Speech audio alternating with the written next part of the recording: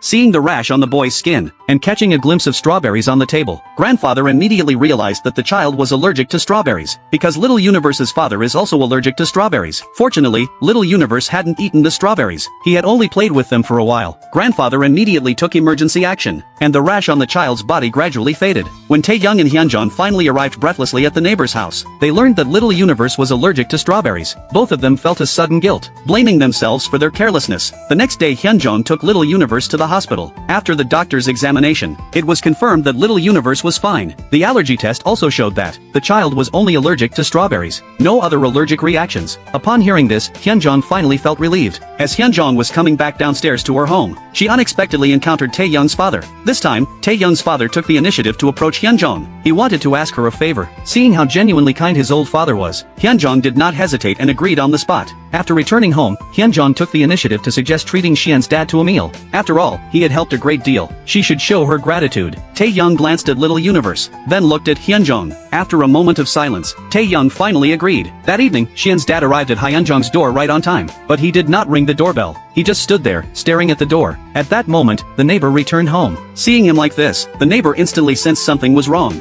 His eyes held a hint of suspicion and wariness. He immediately rang the doorbell. Even after Xian's dad entered the house, the neighbor could still sense something was off, from the way he avoided eye contact. During dinner, the family got along very harmoniously. In this atmosphere, Taeyoung gradually let down his guard. Even Little Universe seemed particularly happy. After dinner, in order to give the father and son space to talk, Hyunjong took Little Universe and went to the bedroom. After a long silence, Taeyoung finally spoke up. He asked his father why he had abandoned him. He had never known the reason, and had been curious for 20 years. His father's tone became awkward and apologetic. He explained that he had always wanted to contact Taeyoung. Countless times, he wanted to see his son, but when he finally returned home, Taeyoung was already gone. He blamed it on Taeyoung's brother, saying that Yoojung told him. Taeyoung wanted to cut ties with his useless father. Even Yoojung said he did not want to be part of a family that would only be a burden, and wanted everyone to act like they didn't exist to each other. Hearing this, Taeyoung was stunned. He had never imagined that his 20 years of separation from his father was caused by his brother's message. His father continued, saying that he had been buried in massive debt.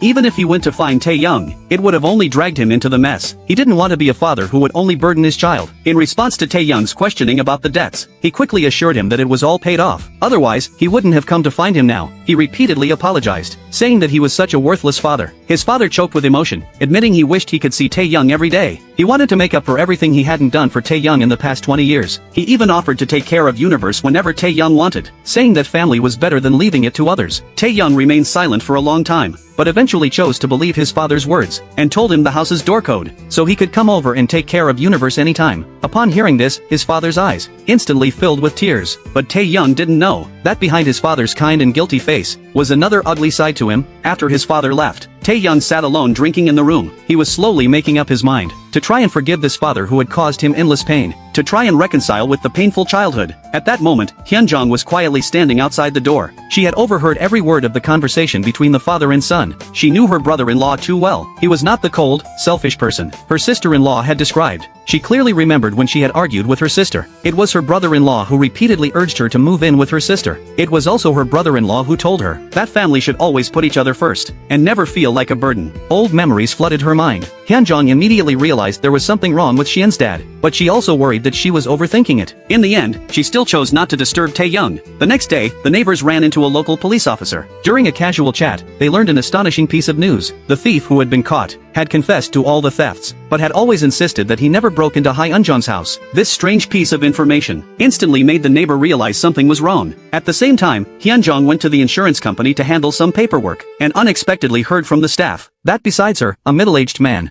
had been repeatedly calling, inquiring about the insurance payment process. He claimed to be another guardian of the child. Hyunjong was stunned on the spot. A terrifying thought instantly exploded in her mind.